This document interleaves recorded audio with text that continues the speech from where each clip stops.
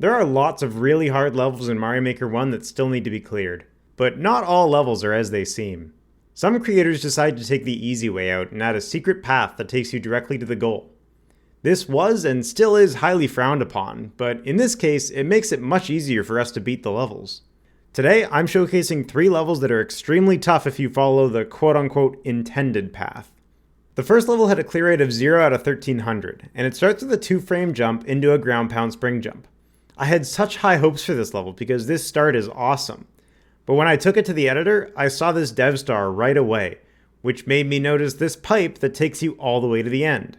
It took a while to figure out how to make it down there. I started by trying to do a ground pound spring jump, but you're too close to the bottom of the screen. What my Twitch chat figured out was that by throwing this spring through this sideways spring, you can release Yoshi and use him to get into the pipe. After we figured that out, it was all over for this level. The next level had an even lower clear rate, being 0 out of 2000, but it had such an obvious dev route that you could have spotted it without the editor. Again, this level starts off with some pretty cool tricks. You do a triple jump off this sinking P-switch, carry the spring up these walls to do a spring jump off of, and then you do a triple jump to make it in the door. Once you're through the door, you're at the edge of the screen, and I think you can see where the dev route is. All we had to do was kick the bomb to the left and blow up this ice block.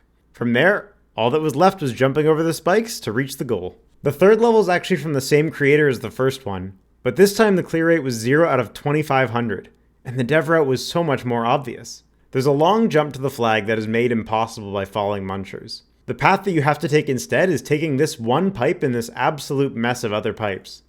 Along the way you can collect this dev star, and also these power-ups right at the start. These power-ups make the only challenging bit of this level the section with the P-switch timer.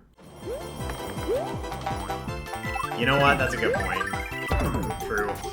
You're speaking facts.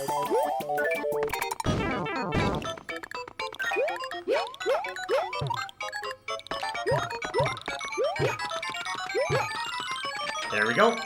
Despite the really low clear rates, these 3 levels hardly took me any time to beat because once you figured out the dev path, they became completely free. I'm sure I'll find lots more levels with dev routes in the future, and I'll be sure to showcase them when I do. Be sure you're subscribed so you don't miss out on more Mario Maker 1 uncleared levels.